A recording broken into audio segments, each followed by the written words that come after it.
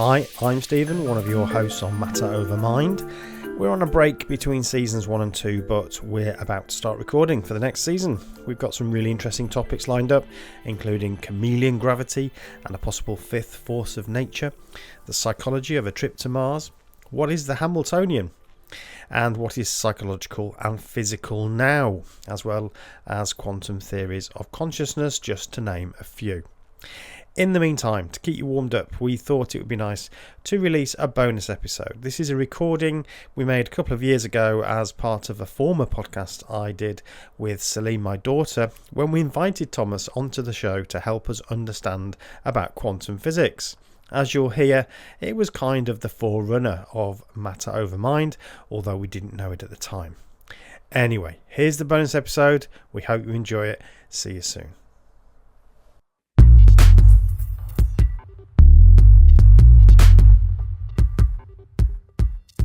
So Celine, what's the subject of our discussion today? Today, well, this is one that you wanted to do. It is. And specifically bringing on Thomas, my boyfriend, as I sometimes refer to my partner. He is now here with a name and a being. Hello. Hello. Excellent. Welcome, yes. Thomas, to the podcast, as if I've never met you before. Yeah, I know. Yeah, it's good to be here, long-time listener. We're talking physics, specifically quantum. You two basically like to go off and want to talk about this stuff, and you wanted it to be in a podcast.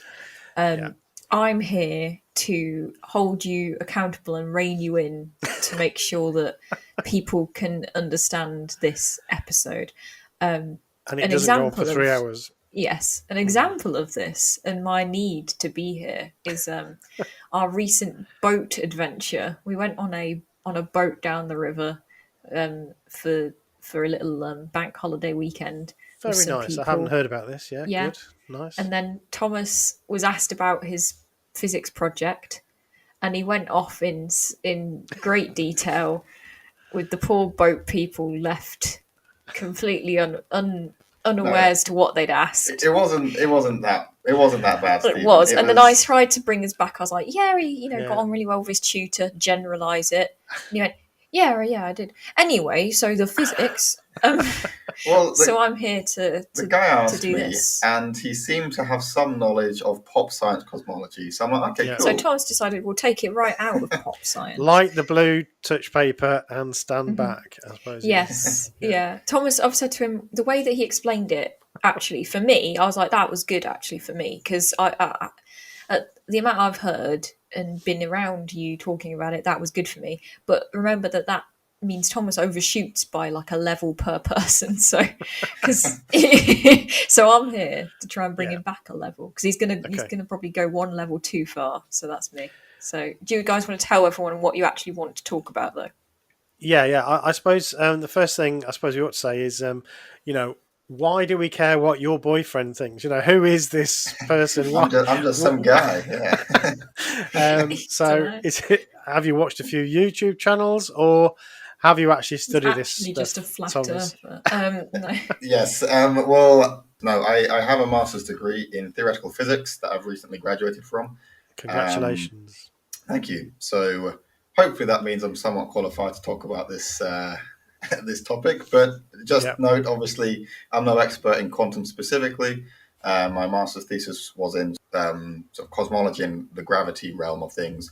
But I did do a lot of focus on quantum field theory. So obviously there is a fairly solid quantum background.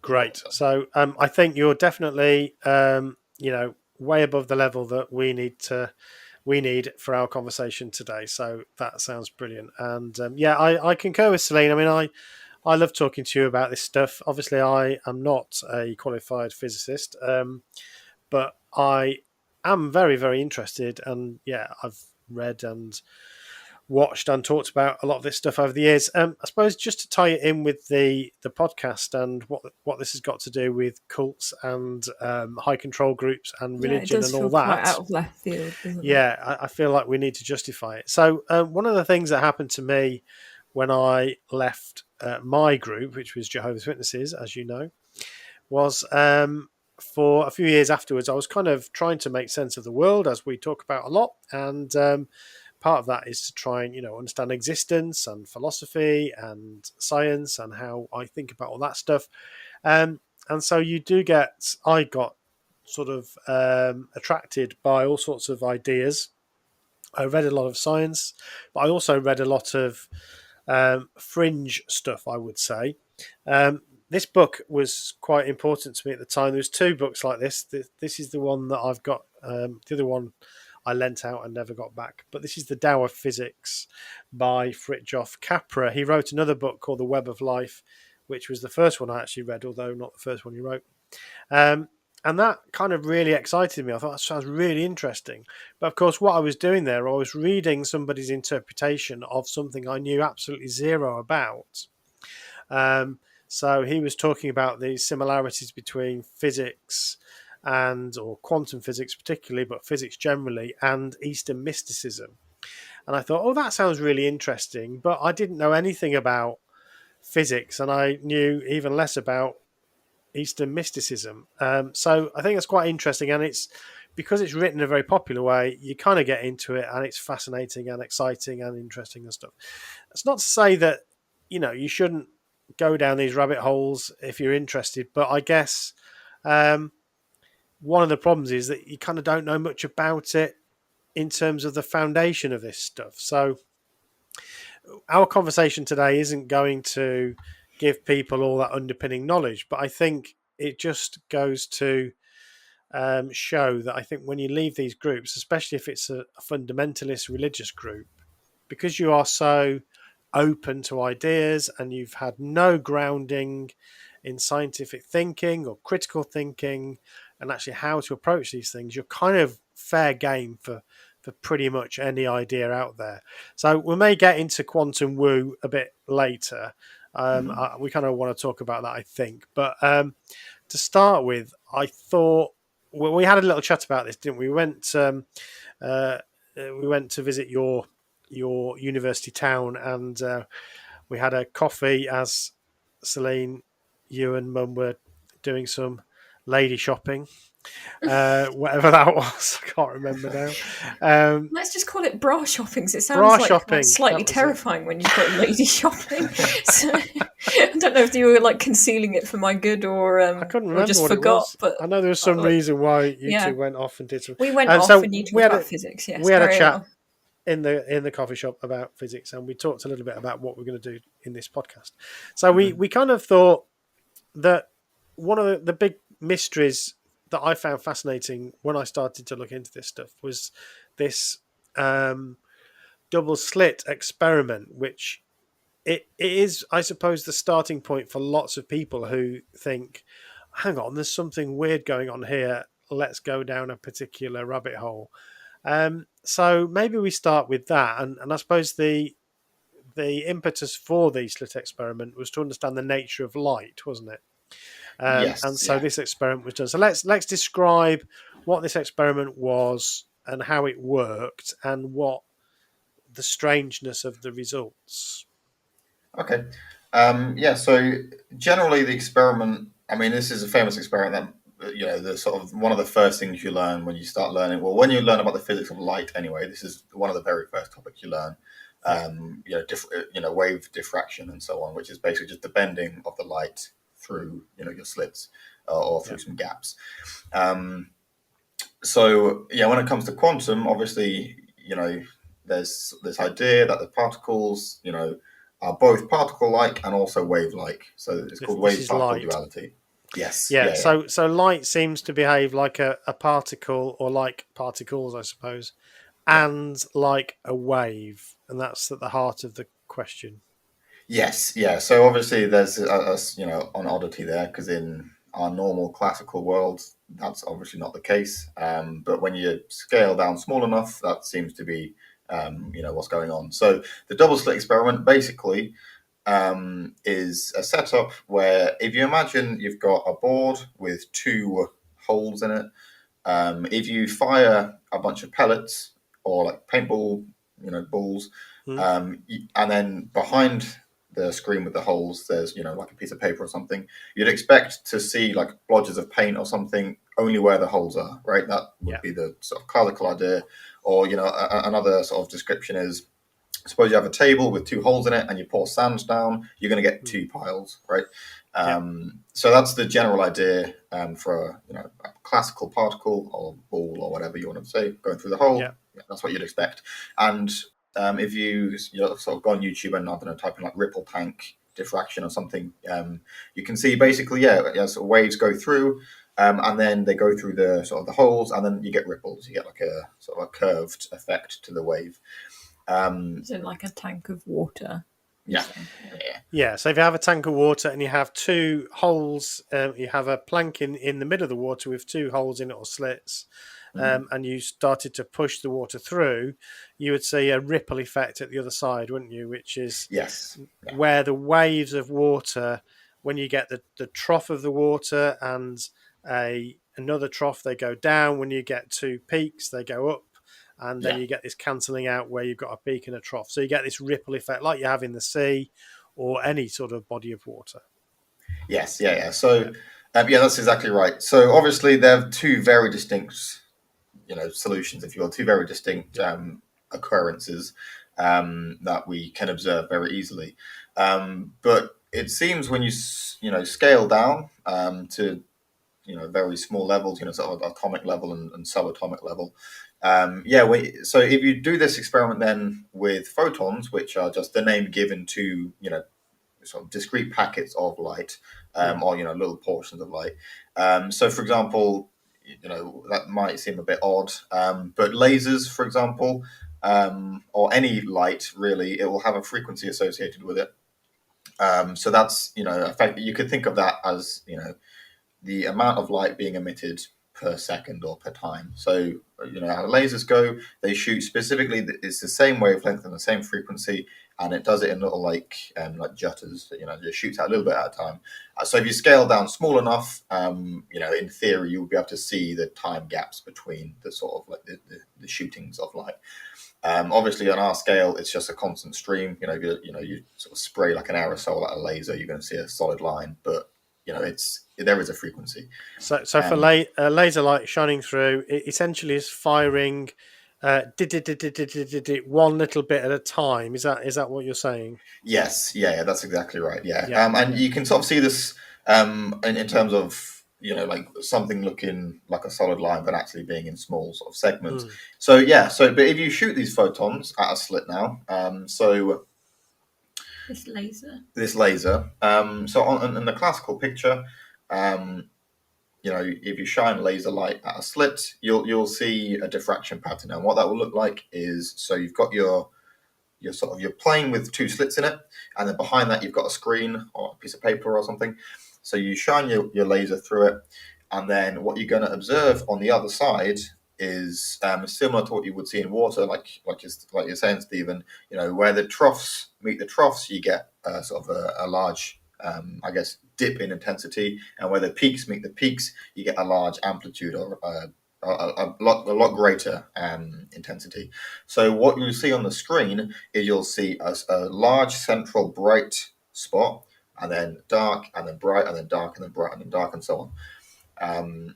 So that's the wave behavior of light, and you can observe that very easily. If you just go on, laser light diffraction or something on YouTube, you'll see exactly what I'm talking about.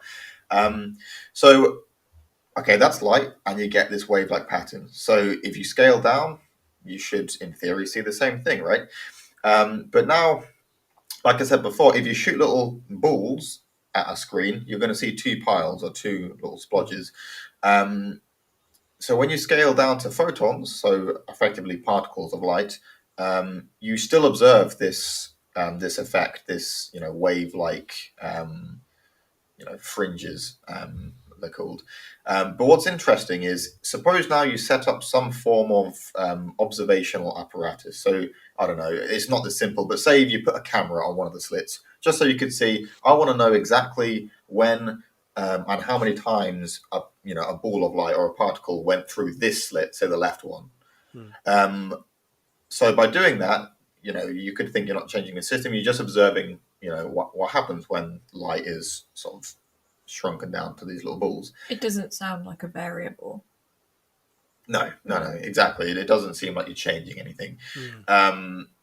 But when you do that, the wave behavior or the wave-like behavior breaks down, and instead of seeing the sort of bright and dark fringes like when it was a wave, you're now seeing it as two blobs, like you would as a particle. So something happened on the quantum level that when you observed the phenomena occurring, the property of the thing you're observing has changed. It went from wave-like to then particle-like. Yeah.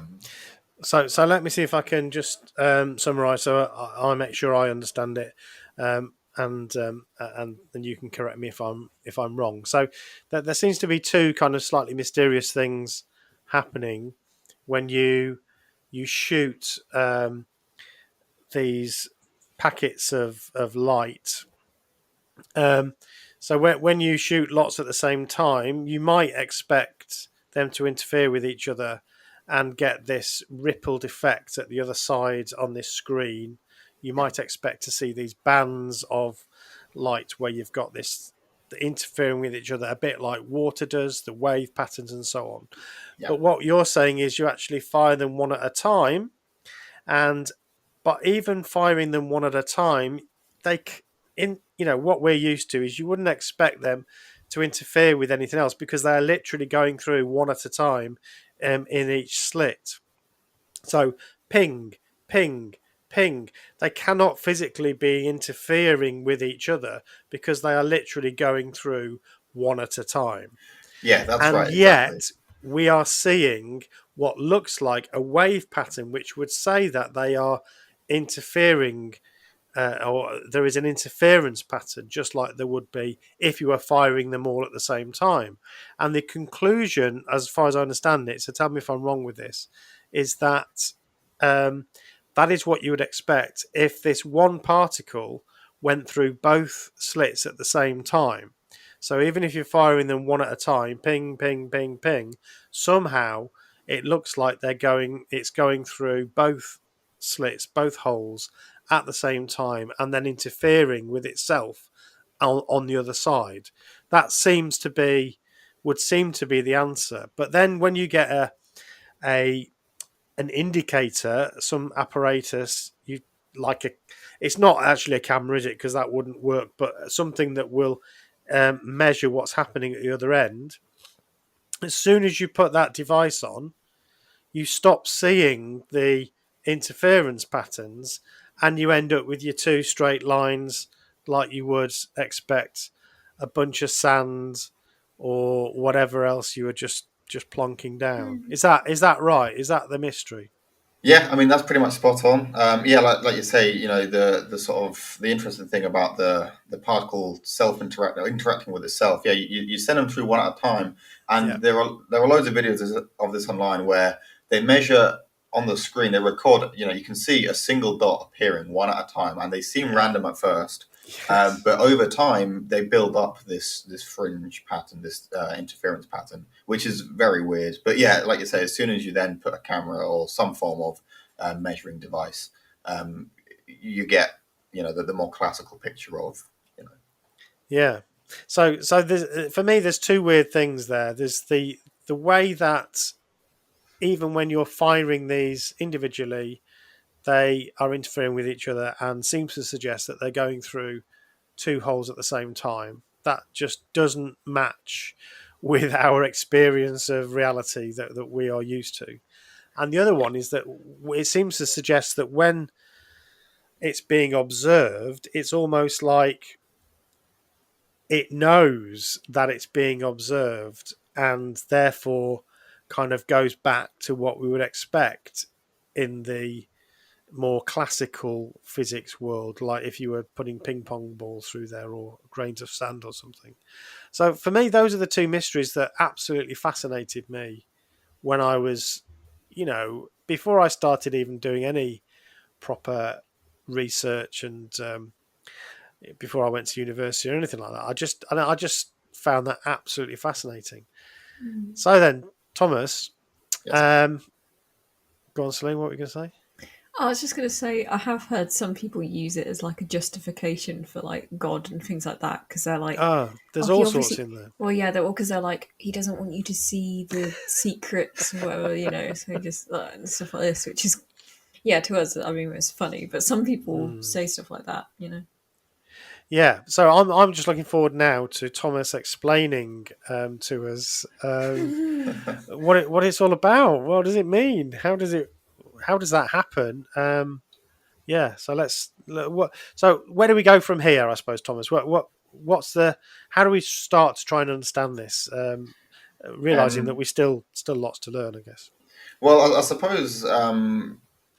Well, in terms of me explaining what's actually happening, is obviously a pretty big ask because Yeah. I would have a lot of prizes if I could do that. Nobel Yes, Science I Prizes and think so on. Yeah. I think I'd immediately win that.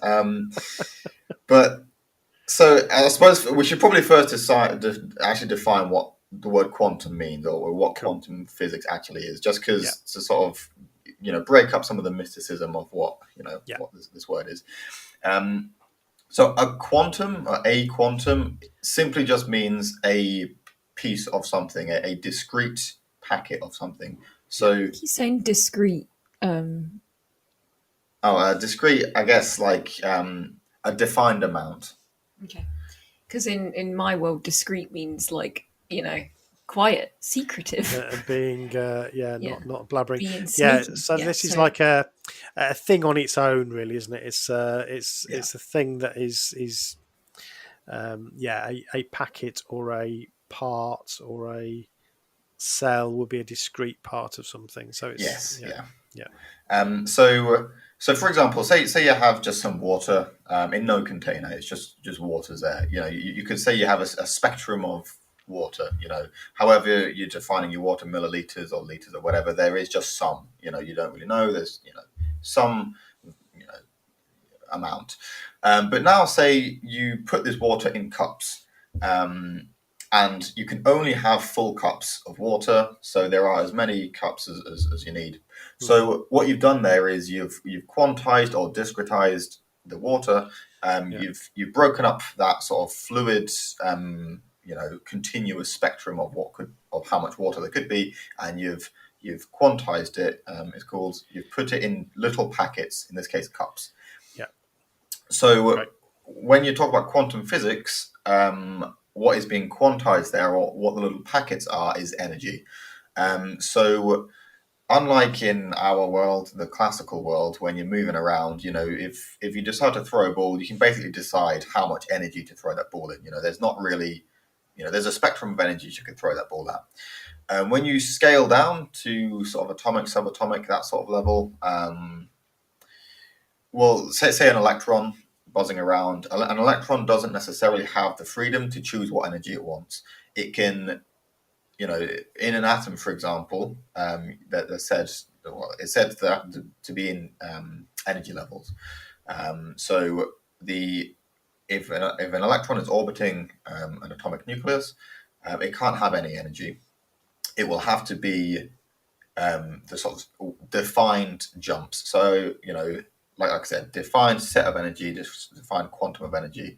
So think of them like shelves. On the lowest energy level, it's called the ground state. Think of that at the bottom shelf, and then if it wants to increase its energy, it will have to go to the next shelf. You can't have a ball between shelves because it's going to fall down again. So let me just see if I can again just make sure I understand. So we are thinking about an atom here, the nucleus. So we're thinking now sort of semi-classically in terms of think about an atom as a ball, I suppose, a nucleus, and around that atom. This is the way we were taught at school about atoms, wasn't it? Then around that atom is an electron that we used to think of it as orbiting the nucleus. I guess. like a small sun and planet kind of thing. That's it. Yeah. So that's what you're talking about. You've got this nucleus and you've got this electron that's orbiting around it, but determined how close it is to that nucleus. It can't be like, and it can't be a bit near it and a bit further away, and a bit like a real planet could. It can be like anything from, a few 100 million miles to thousands of million miles away. Yeah. For that, it's almost like it's on rails. It can only be here or step right up to the next level or step right up to the next level. So it's limited in terms of how close it can get to the nucleus. Is that right? Yeah, that's effectively right. Yeah, put it on rails is a good sort of example. So it would be like if you've got the sun and you've got however many there's sort of 10 or so whatever planets we have on our solar system.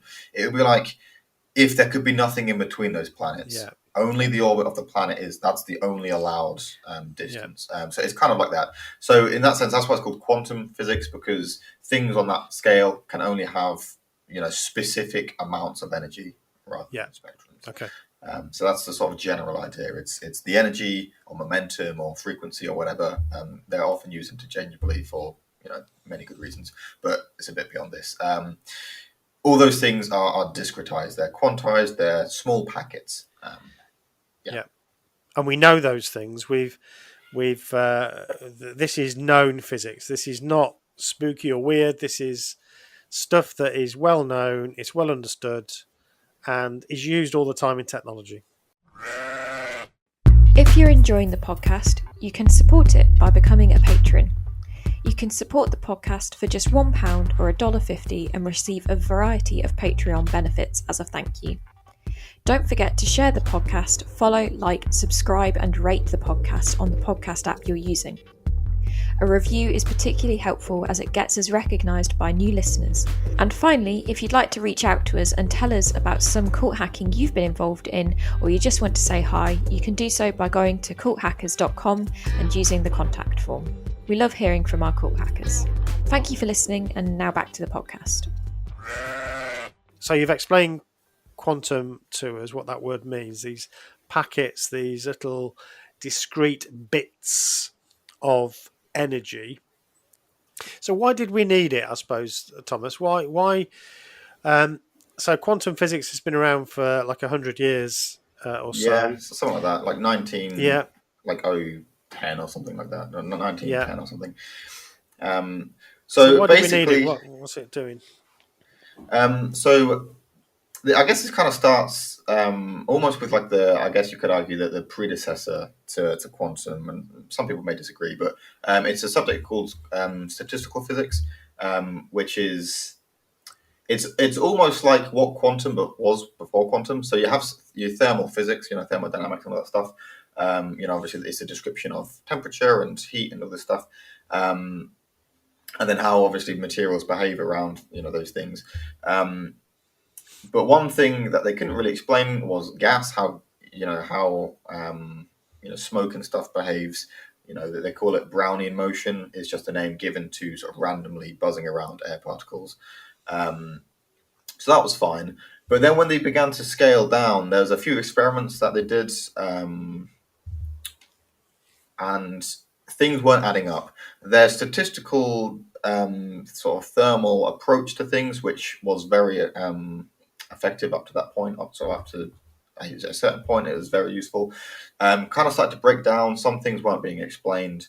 For example, they noticed when they're making some electronic devices, maybe you've heard of some cathode ray tubes, maybe, but basically they noticed if you shone some light on a little metal plate, they could get an electrical current to flow through a circuit, but only specific frequencies of light. And their previous thermal explanation of why that happens didn't add up, basically.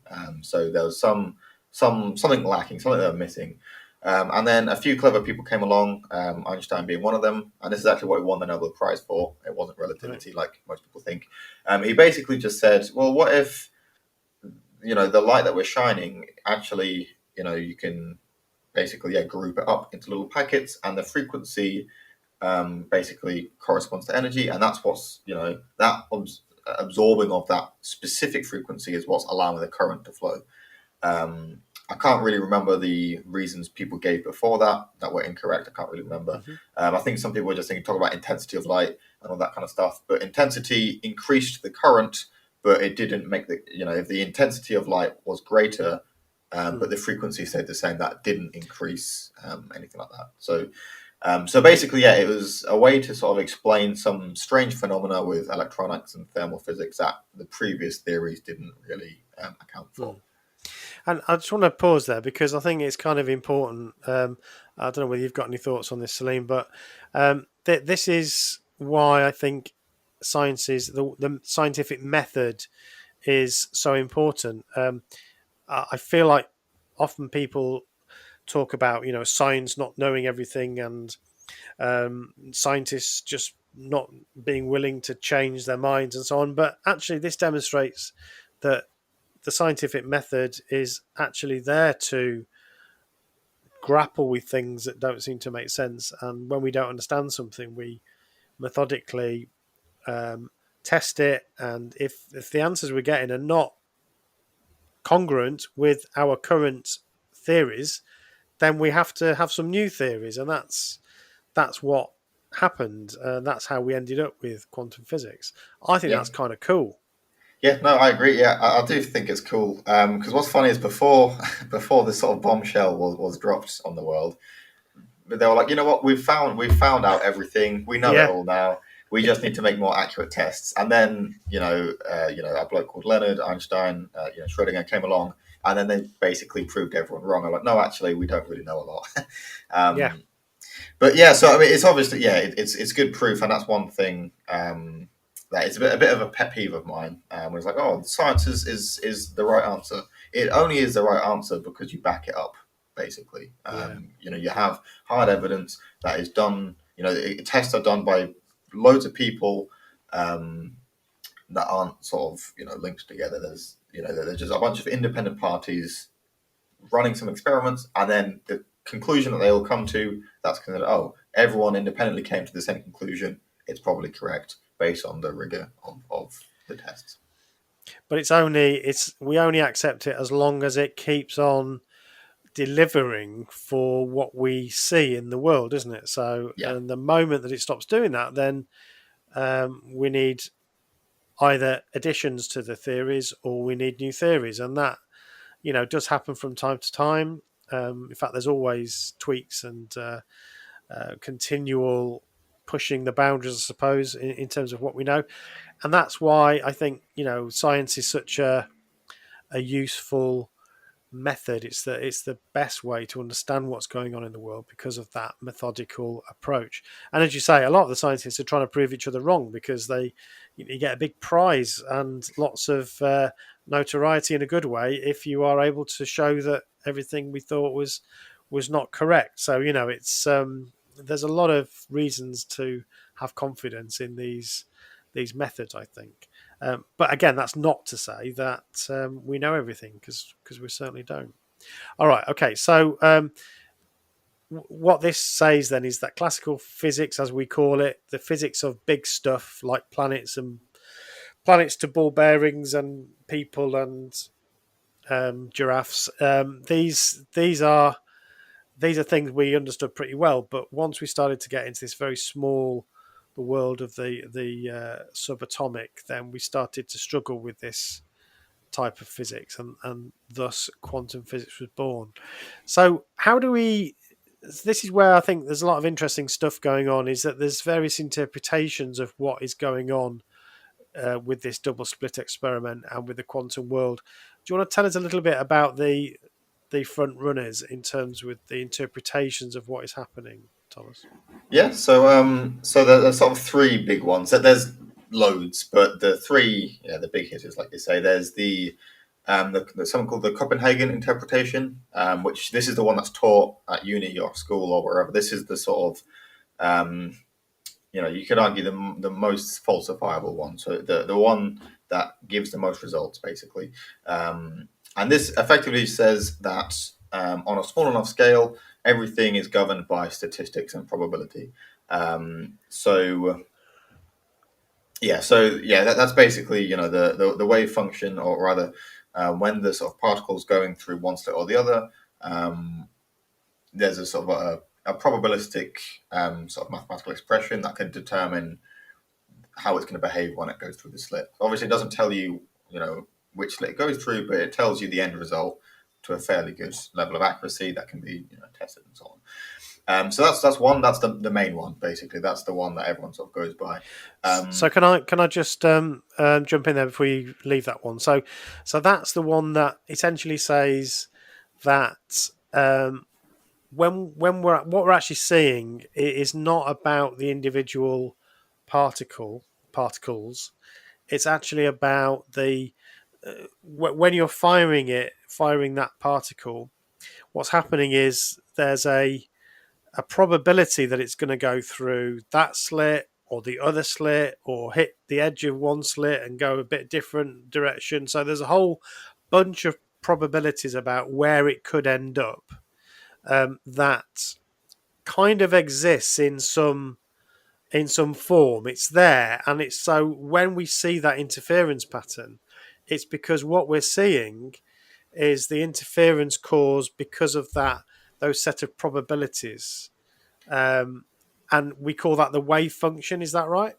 Yes, that's right. Yeah, so it's a bit of a sort of tricky concept to get your head around, but basically, it's saying what you're sort of making the argument where as the sort of particles go through the slit, that they're kind of simultaneously going through both, because it's what you're observing is a probability. It's a distribution of likelihoods of where it could be. So. Right. But it's not until you measure it that the probability breaks down and you get a single spike, and that's where it is. So, yeah. Is this what they're going on about in depths? Yeah, it is. Yeah, and they call that the collapse of the wave function, don't they? So it's at that point, as soon as somebody observes that, then the universe essentially says. So this is me saying it in my, pathetic. Common garden way of saying it, but it feels like what's happening is the universe is essentially going, right, okay, now somebody's seen it, it has to be that one. Up until that point, it could be anywhere along that distribution, but there's some that are more likely than others, which is where the probabilistic stuff comes up. It's more likely to go straight through one slit or the other one than it is hitting the edge and then bounding off somewhere else. But ultimately, there is a probability that it would appear anywhere along that spectrum on the screen, but it's only so that's the interference you're seeing. But as soon as somebody or something observes it, at that point, all of that collapses into it's got to be somewhere, so it's going to be here. Yeah. Okay. Pop science alert. Is it similar to the whole cat thing then? Right. Oh my God. Do you want to throw in Schrodinger's cat? Yeah. I want to look at his face. Isn't it brilliant? Because I know I'm not the only one that's going to be thinking that. Because that's something that people have explained that is true. Before. Yes. So Schrodinger's cat is everyone's favourite tool in pop science to talk about quantum. So come on. Basically, what Schrodinger's cat is all about is it was a thought experiment, and they basically said, so suppose you've got some vial of poison in a box, and you put a cat in the box, and then you close it up so no one can see, and that poison's going to randomly break and then kill the cat. So the idea is, until you open the box, you don't really know if the cat is alive or dead. So the idea is, the idea is the cat is both alive and dead simultaneously. So I guess the best way to explain it, given what we've just said, is in some way it's obviously all silly, but in some way you attach the fate of the cat to where that particle is going to end up on the screen. Yes. Yeah. So what you're saying is because before you observe the particle hitting the screen at the back, you don't at this point know whether it's hit the bit that makes the vial break in the cat's box or doesn't make the vial break on the other part of the screen. So imagine on that screen there was like a dead area and an alive area, and depending on which of those two get activated, whichever of those two the particle hits, would determine whether that cat lived or died. So the point Schrodinger was making is if what we're just saying about this Copenhagen interpretation is true, if you were to attach the cat to this experiment, then as you're firing this thing, in fact, after you've fired it, you don't know whether that cat is alive or dead until you observe where that particle went. Yeah, until you And open the box and observe the cat. That's yes. right. And that's in a real sense. That's not in a sense that you don't know whether it's alive or dead. It's in a sense that because the wave function only collapses when somebody's observed where that particle went, then in that case, it's both alive and dead at the same time until you decide, right, now I'm going to observe it. At that point, it's either going to be alive or dead. Yeah. So that's and from what I understand, it this was I can never say his name. Schrodinger's. This was his way of saying this can't be right. Yeah, more or less. Yeah, he kind of brought up this to almost show how ridiculous it is. He's like, "Hey guys, this is obviously nonsense because otherwise, this is the cat is silly, right?" So it was more of a dig, if anything. It wasn't really like an actual thought experiment. It's more just look how strange this is. Something's going wrong here. But yeah, so that's kind of the idea that he had. Yeah, between the slit and the screen, anything could happen, or everything happens. And because that the Copenhagen interpretation was the one that was kind of come to, I can't remember the date roughly, Thomas, I don't know if you can, but this was all the big, the real heavyweights of physics, wasn't it? Nuclear physics and quantum physics and so on. Einstein and Niels Bohr and Schrödinger and all of them basically came up with this interpretation, and it's that has been really prevalent in popular science and popular culture. So if anybody remembers the show Quantum Leap, for instance, you've got this character in there, this sort of computer generated character who follows him around with a little device that says, oh, the chances of this happening, the chances you're here is because of this, or maybe it's because of that. There's a 50% chance you're here to do this, or 70% chance you're here to do that.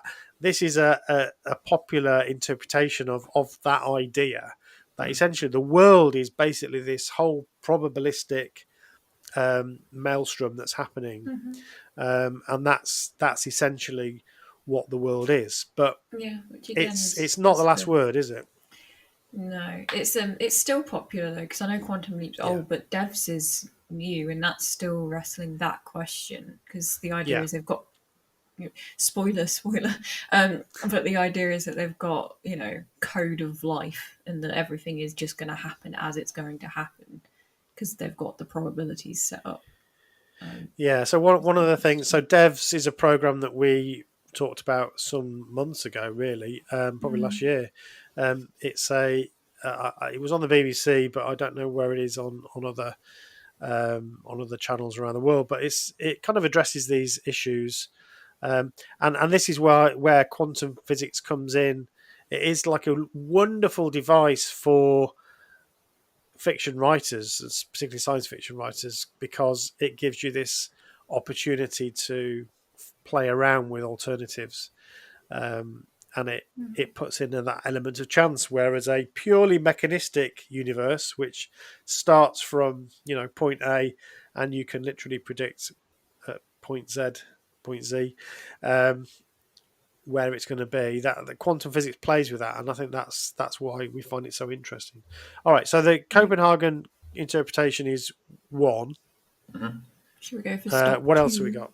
Yeah, I was going to say what you were just saying, sort of, everything being mechanistic, and you can sort of well define A to B and so on, and that actually leads on nicely to the second main interpretation, the hidden variables interpretation, and basically this just more or less states that it's not probabilistic, it's not probability based. It is, in theory, you could work it all out step by step.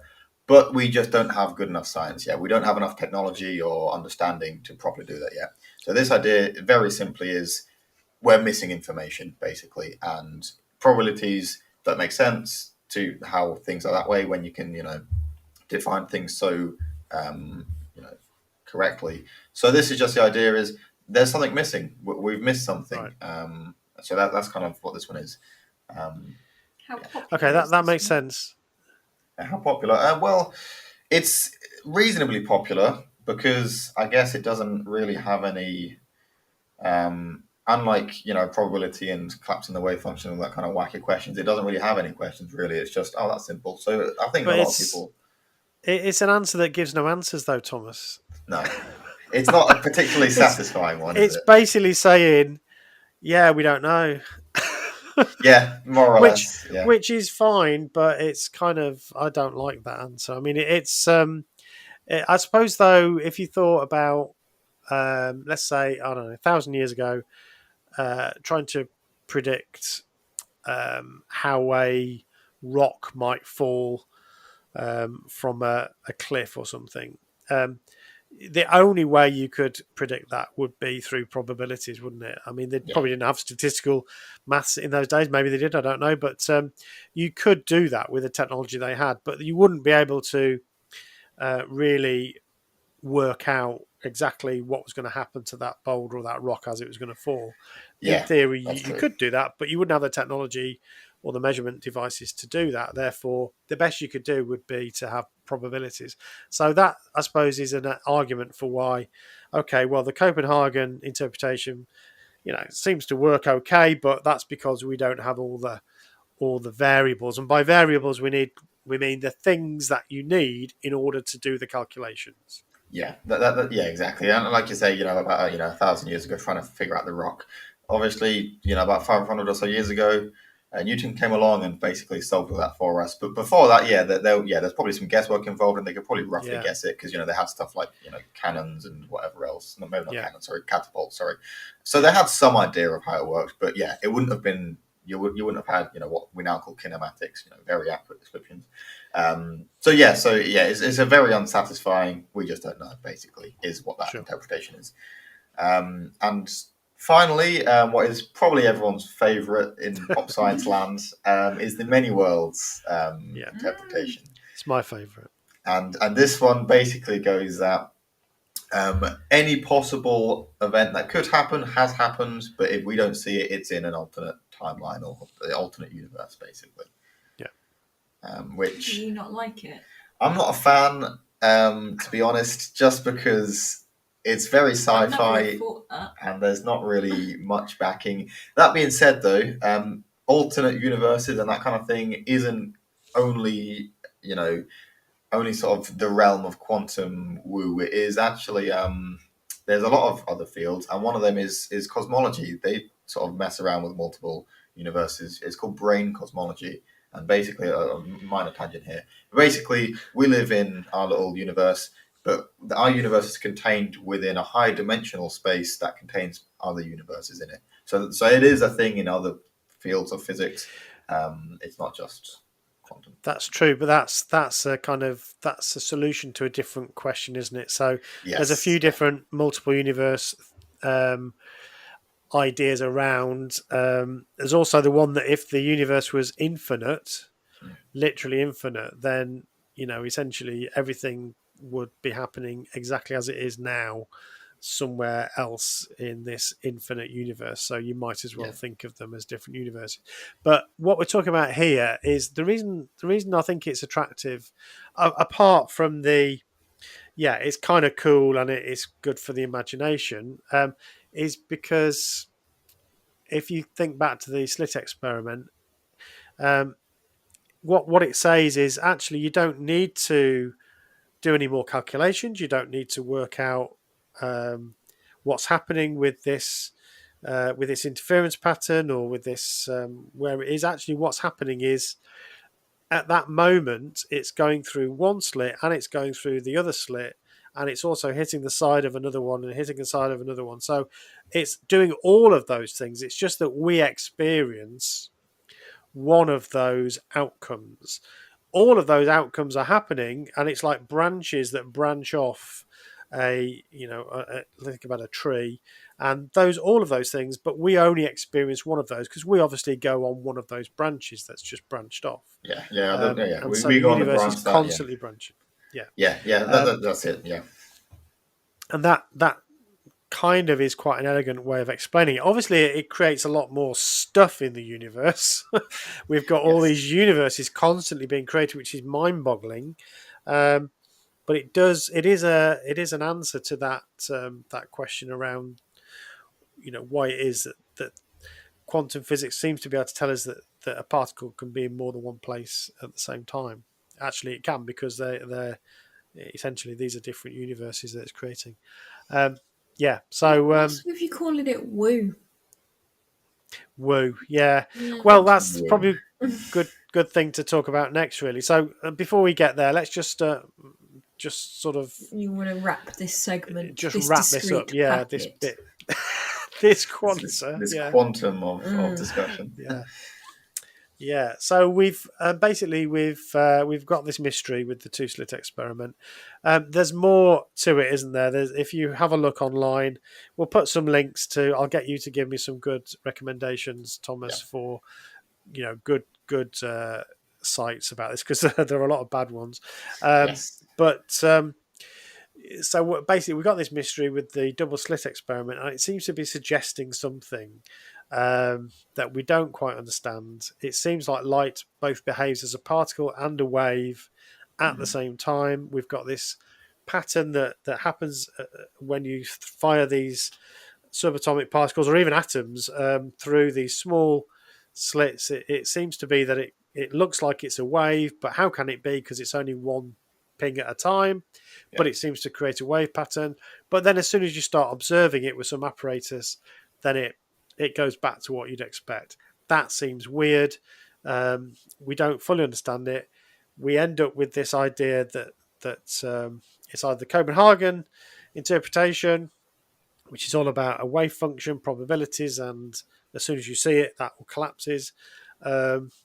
Or it's this hidden variables, which means that it could be stuff that we don't really understand. We just need to discover these other elements that are going to affect it. Or it could be that we've got this many world that essentially the universe branches off constantly into all these other ones, which is why we're seeing some of these effects that don't seem to make sense. There are other theories, as you said, or there are other interpretations, but we probably leave it there. But I think what that does is, of course, it leaves loads of room for anybody that's interested and with a good imagination. And I guess one of the biggest areas that even some of the early physicists did start to play with was whether the fact of the conscious individual observing the result is the thing that is actually important. So is it that this is telling us something about the universe, that actually it's consciousness that the universe is all about, and actually unless there's somebody conscious there to see it, it ain't happening. And that kind of creates this whole room for a whole load of mysticism and Deepak Chopra's and his ilk to get into this stuff, and that's what we tend to call woo, isn't it? So the question is weird, but our solution then, how do we go about trying to find the answer to it? I suppose. I mean, the thing is that there's a few things there that you said. So it is very strange, and I guess from sort of a philosophical point of view, it doesn't make any sense. Obviously, it's very strange how things can behave this way. But one thing just to sort of note is, just because we don't understand why it happens this way doesn't mean we don't understand how it happens, or rather that it does happen. Our understanding of quantum mechanics is extremely thorough, to the point where, a lot of people chalk it up for this sort of theoretical nonsense. But quantum physics is the most experimentally verified theory of any science, because it has to be. Basically, you wouldn't have modern chemistry without it. You wouldn't have electronics as we have them now without it. So, though it is weird, it is very well understood, just not for the the reasons like you say. Why does observing it collapse a wave function? That we don't know, but we know that it does, and we understand how it does. But yeah, the woo, it's just people's excuse to say anything, really, isn't it? To be like, anything can be explained. It's quantum. We don't understand it, guys. Trust us.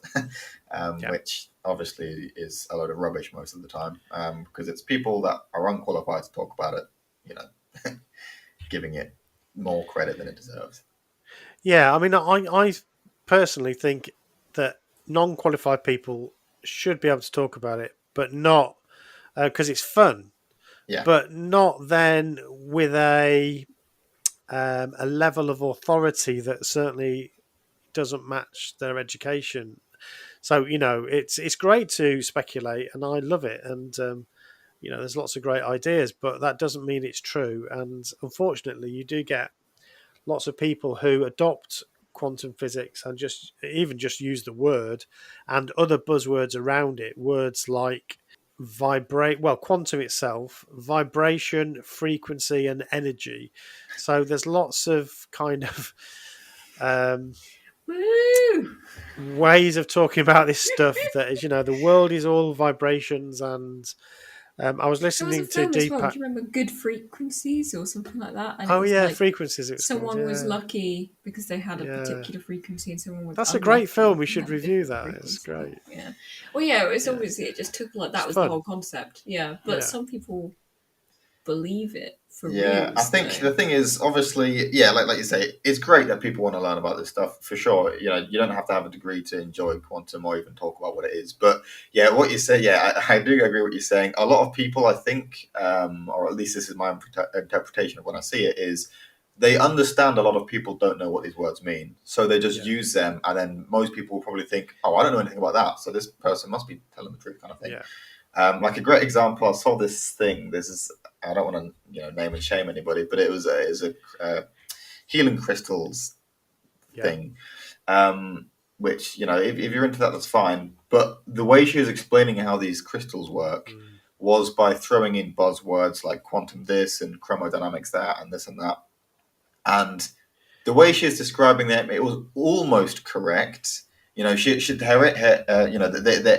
intro statement may be semi-factual, but then it very quickly devolves, and then a lot of buzzwords start getting used, a lot of jargon that most people aren't familiar with. So instead of being like, "Oh, this is nonsense," you probably look at that and be like, "Oh, I don't know anything about that," but this person seems confident in how they're talking, which leads to a lot of misconceptions. Yeah, and in some respects, that's fine if it's just speculation, and then you go to bed and forget about it until you talk about it again over a pint. But I guess what worries me a little bit is that some of the people that promote these ideas and then adopt this scientific language, but they don't really know what it's about. They adopt those terms and that language in order to make their idea sound credible, which could involve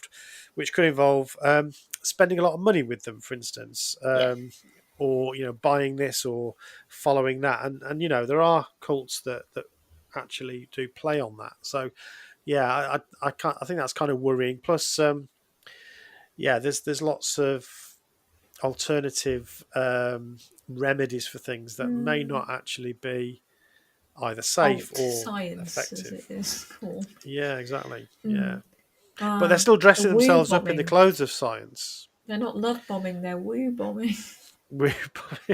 Yeah, exactly. So I think there is a kind of risk there that which is frustrating because that on the one hand they'll criticise science, but on the other hand they'll say, "Oh, scientists are." This is another phrase I've heard a lot.